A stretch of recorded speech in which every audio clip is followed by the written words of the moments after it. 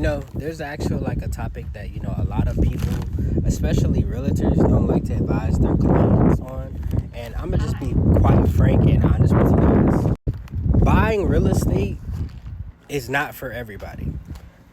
In most cases, if you're not rich, you don't have, multiple kids, and, you have the option to rent. Renting in most cases for most people, the average person, is way better than owning any form of real estate. Now let me explain. Also keep this in mind, this does not apply to people who buy real estate cash. But even people who are buying real estate cash, most people who end up getting a loan of any sort or even buying real estate cash are not multi-millionaires who can afford to do so and just throw money around. So on average, when people buy a home, yeah, it may be a great feat. And let's say, you're paying a mortgage. If you ever stop paying your mortgage, that house is not yours anymore. Also, when it comes to repairs, a lot of people, and this is a problem that I've seen with a ton of, clients in the past, also people who have done business and just seeing scenarios online. A lot of people, when you buy any form of real estate, especially a single family home, most people, when they buy real estate, they do not do the calculations on how much repair and wear and tear is going to be every single year.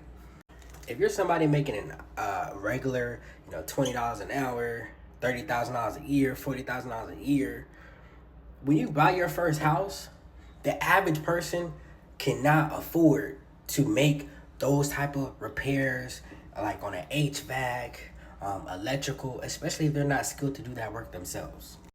Or even like, let's say, a pipe bursts in your house and you gotta, your whole ceiling comes down like mine did one time.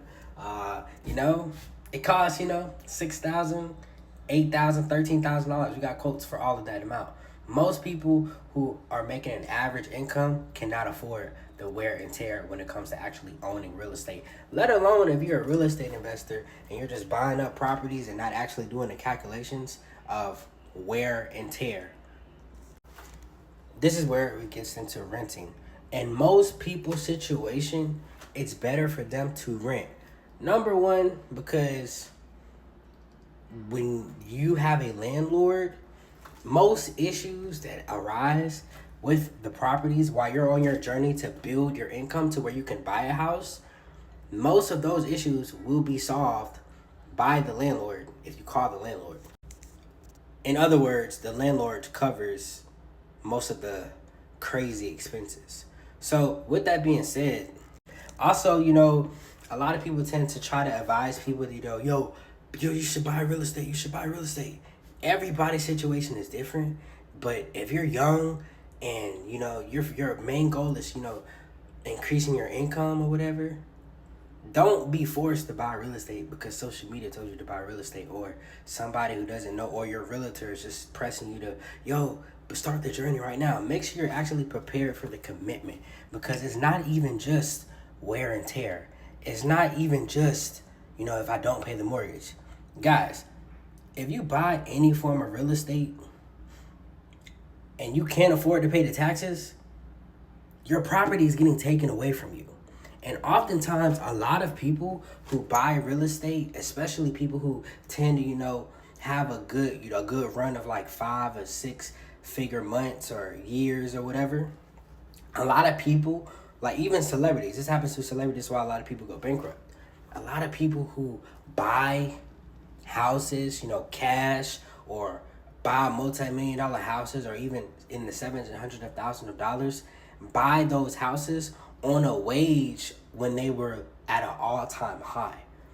But a lot of people don't do the calculations 30 years from now of how much the upkeep is going to be yearly, especially when they're typically, as you get older, once you hit your financial peak, at some point, when you retire, that financial peak goes down and it kind of levels to a certain amount. And a lot of people, when it goes to that certain amount, they're not prepared financially to handle those issues. So, in other words, renting for most people is the best bet, especially, if you're single and, if you don't even know, you're going to be living in a particular area. renting is definitely way better. Now, this doesn't apply to people who are multimillionaires who are already in a position. But even then, being in the Miami area, I've met a ton of rich people who rent.